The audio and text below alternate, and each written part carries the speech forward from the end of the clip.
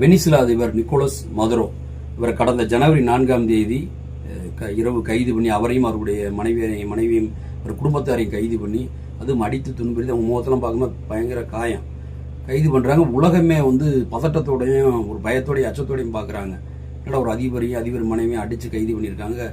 கையில் விலங்கு போட்டு ஒரு பிட் பாக்கெட்காரனை கூட இங்கே அப்படி இது பண்ணுறதில்ல, வெறும் குற்றவாளியை கூட அது இப்படி பண்ணுறதில்ல. ஆனால் அங்கே கைது பண்ணி கொண்டு போயிட்டு இருக்காங்க. நம்ம இப்போ பல நாடுகளில் என்னென்னா அந்த நாட்டுடைய அதிபரையோ அமைச்சரையோ கைது பண்ணுறது இயற்கை, அது ஊழல் குற்றச்சாட்டுகளில் பண்ணுறது. ஆனால் ஏன் உலகம் முழுக்க இப்படி பதட்டத்தோடு பார்த்தாங்க அப்படின்னா, கைது பண்ணது வெனிசுலா அரசாங்கம் கிடையாது, கைது பண்ணது அமெரிக்காவுடைய ஒரு படை. அமெரிக்காவுடைய அதிபர் ட்ரம்ப்பினுடைய தூண்டுதலில் ஒரு படை அங்கே போய் அங்கே இருக்கக்கூடிய கருங்காலிகளுக்கு பணத்தை கொடுத்து அங்கே வெனிசுலாவில் இருக்கக்கூடிய ஒரு சில அதிகாரிகள் கையில் வச்சுட்டு கைது பண்ணி கொண்டு போய் அமெரிக்காவில் போய் இறங்கி அங்கே ஒரு கைதியை உட்கார வச்சுருக்காங்க. ஒரு நாட்டுடைய அதிபரை, சுதந்திரம் அடைந்த ஒரு நாட்டுடைய அதிபரை கைதியை உட்கார வச்சுருக்காங்க. எந்த குற்றச்சாட்டாக இருக்கட்டும், அது அதனோட ஐநாவுடைய இதே, அந்த நாட்டுக்குள்ள ஏதோ பிரச்சனை நடக்குதுன்னா அது அந்த நாட்டு நீதிமன்றம் தான் விசாரிக்கணும். சம்பந்தமே இல்லாமல் இப்போ இவ்வளோ லட்சக்கணக்கான பேரை கொன்று குவிச்ச ராஜபக்சே, நம்முடைய தொப்புள் கொடி இங்கே 17 கிலோமீட்டர் பக்கத்தில் இருக்க ராமேஸ்வரத்துலேருந்து, அவனை நம்ம ஒன்றுமே செய்ய முடியல. 1.25 லட்சம் பேரை ஒரே நாள் கொன்று குவிச்சவன் படுபாவி. குழந்தைகள், பெண்கள், ஆண்கள் அனைவரையும் நாசப்படுத்தி கற்பழித்து கொண்டு அவனை நம்ம அவ்வளோ மனவேதனையில் இருக்கிறோம். ஆனால் அவனை கூப்பிட்டு திருப்பதி கூப்பிட்டு அதாவது சோப்பு கம்பில் மரியாதை கொடுக்குறாங்க. அதே மாதிரி புத்தர் பிறந்த இடத்துக்கு அங்கே கூப்பிட்டு சோப்பு கம்பில் வரவேற்பு கொடுக்குறாங்க. ஏன் நாளைக்கு 23ஆம் தேதி இது இன்னும் ஒரு 4 நாளில் 23ஆம் தேதி இங்கே மதுரைக்கு வர்றாருல பிரதமர் மோடி, அங்கே திருப்பரங்குன்றத்து கோயிலுக்கு போகிறாரு. அங்கேயும் கூட ராஜபக்சே கூப்பிட்டு நம்ம துணிச்சலாக கூப்பிட்டு வாங்க சாமி கும்பிடுங்க, நீங்கள் தமிழர் தானே கொண்டீங்க, வாங்க எங்கள் தமிழ்நாட்டுக்கு இங்கே வாங்க, அவங்க முன்னாடி நான் உங்களை சாமி கும்பிட வைக்கிறேன் நான் அப்படின்னு கூட சொல்லலாம்.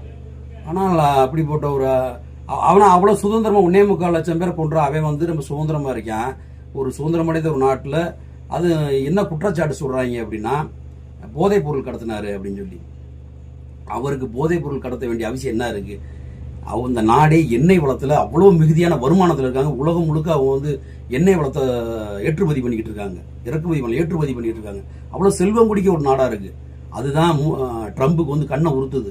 வெனிசுலா இப்படி இவ்வளோ செல்வம் குடிக்கிற நாடாக இருக்கு, அவங்கள ஏதாவது பண்ணணும் அப்படின்னு சொல்லி அதாவது உலகத்தில் இருக்க எல்லா சட்டத்தையும் தூக்கி எரிஞ்சிட்டு அவன் என்ன பண்ணுறான்னா தூக்கி கடத்தி கொண்டு போய் வச்சிருக்கேன். பல நாட்டு தலைவர்கள்லாம் கண்டனம் தெரிவிக்கிறாங்க. இன்னும் அது மட்டுமா, அந்த காசா பகுதியில் பார்த்தீங்கன்னா போர் உச்சக்கட்டத்தில் இருந்துகிட்டு இருக்க நேரத்தில் அந்த காசாவில் இருக்கக்கூடிய எல்லா இஸ்லாமியும் கொன்று குவித்து குழந்தைகள்லேருந்து பெரியவர்கள் வரைக்கும் அனைவரையும், பெண்கள் அனைவரையும் கொன்று குவித்த பின்னாடி அந்த இடத்த நான் விலைக்கு வாங்க போகிறேன், விலைக்கு வாங்கி அதை ஒரு சுற்றுலாத்தலமாக மாற்ற போகிறேன்.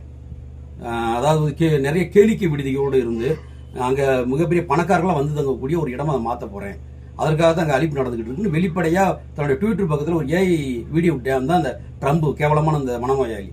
அதுக்கப்புறம் இப்போ இன்னைக்கு இதில் போய் கிரீன்லாந்து போய் நான் இன்னைக்கு 18ஆம் தேதி கிரீன்லாந்தை நான் அப்படியே கைப்பற்ற போகிறேன் அப்படின்னு சொல்லி இப்படி, அதாவது இது வரைக்கும் இருந்த உலகத்தில் இருக்க சர்வாதிகாரிலாம் தாண்டி உச்சபட்ச சர்வாதிகாரியா நோபல் பரிசு எனக்கு கொடுக்கணும்னு கேட்குற ஒரு கோமாளியா இருக்கக்கூடிய அந்த ட்ரம்ப் கைது பண்ணி உள்ளே கொண்டு போய் வைக்கிறான். அப்போ எண்ணெய் வளத்தை இப்போ கைது கொண்டு போய் உள்ளே வச்சது போலியான குற்றச்சாட்டு.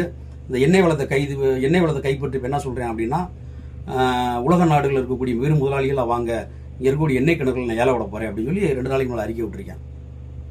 இதில் பல நாட்டு தலைவர்கள் இங்கே உள்ள இந்தியாவில் இடதுசாரிகள் பல போராட்டம் பண்ணிக்கிட்டு இருக்காங்க.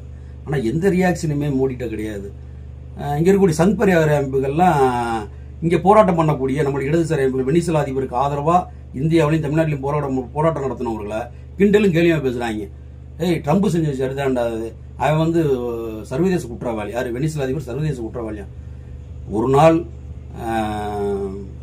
அதே ட்ரம்ப் இந்த மனநோயாளி இந்திய பிரதமரை கடத்த போறேன் அப்படின்னு சொல்ல போறேன் பாருங்க, இந்திய அதிபரை கைது பண்ணி கொண்டு போறேன்னு சொல்ல போறேன். அப்போ இவங்களுக்கு தெரியும். அப்பையும் நம்மளை போன்ற இடதுசாரி அமைப்புகள் தான் கடுமையாக கண்டனம் தெரிவிப்போம். மிகப்பெரிய அதாவது மிகப்பெரிய எதிர்ப்பை நம்ம தான் பதிவு செய்வோம். ஏன்னா ஒரு ஆர்எஸ்எஸ் மாதிரி, ட்ரம்ப் ஒரு ஆர்எஸ்எஸ் மாதிரி அவன் செய்யறத பூரா கொண்டாடுறாங்க. இப்போ அந்த ஆர்எஸ்எஸ் உடைய குருமூர்த்தி ஒரு மேடையில் துக்குளுக்கு மேடையில் பேசும்போது கூட நான் கேட்டேன், பிரதமர்கிட்ட கேட்டேன், இந்த மாதிரி இவ்வளோ வரி விதிக்கிறாரு ட்ரம்ப்பு, நம்மளை கண்டித்து பேசுகிறாரு, நீங்கள் பேசுனதை சொல்கிறாரு, அதெல்லாம் சொல்கிறாரு, வேறு சில விடயங்கள்லாம் நடந்துக்கிட்டு இருக்கு. அதாவது இந்த இந்த பகுதி, இந்த வெனிசுலா பகுதியில் நடக்கக்கூடிய விஷயங்கள்லாம் பற்றி கூட அவர் நான் கேட்குறப்ப நம்ம அமைதியாக இருக்கணுங்க. குருமூர்த்தியில சொல்கிறாராம் மோடி, நம்ம அமைதியாக இருக்கணும். ஏன்னா நம்ம ஏதாவது பேச போய் அவர் ட்ரம்ப் பதிலுக்கு ஏதாவது பேசிடுவார், உடனே அவர் வந்து கமெண்ட் அடிச்சிடுவார். அது வந்து வேணாம். அதனால நான் ரொம்ப சமயோஜித புத்தியோட ரொம்ப கவனமாக கடந்து போகிறேன் அப்படின்னு சொன்னதை வெளிப்படையாக ஒத்துக்கிறாரு துக்ளக் மேடையில். அப்போ எந்த அளவுக்கு பயத்தில் இருக்காங்க பாருங்க, எப்படிப்பட்ட பிரதமர் பாருங்க. ஆனால் இவங்க வந்து இங்கே இருக்கக்கூடிய சங் பரிவார அமைப்புகள்லாம் அப்படியே அவர் வந்து மோடி போனார்னா உலகத்தை கட்டி ஆண்டுருவார், அவர் போய் நின்னாலே முடிஞ்சு போச்சு எல்லாமே அப்படின்ற மாதிரி பேசிக்கிட்டு இருக்காங்க. இப்படிப்பட்ட நம்மளுக்கு வந்து மோடியை விடுங்க, இந்த ட்ரம்ப் மாதிரியான கோமாளிகள் இந்த அளவுக்கு வந்து வளர்ந்த இவ்வளோ விஞ்ஞான வளர்ச்சி பெற்ற இந்த காலகட்டத்தில் இவ்வளோ பெரிய சர்வாதிகாரத்தை நிகழ்த்திக்கிட்டு இருக்கும் போது நாம் இங்கே இருக்கக்கூடிய அரசாங்கம், உலகத்தின் மிகப்பெரிய ஜனநாயக நாடு அப்படின்னு சொல்லக்கூடிய இந்தியா வந்து முழுமையாக நம்ம எதிர்ப்பு பதிவு பண்ணணும்.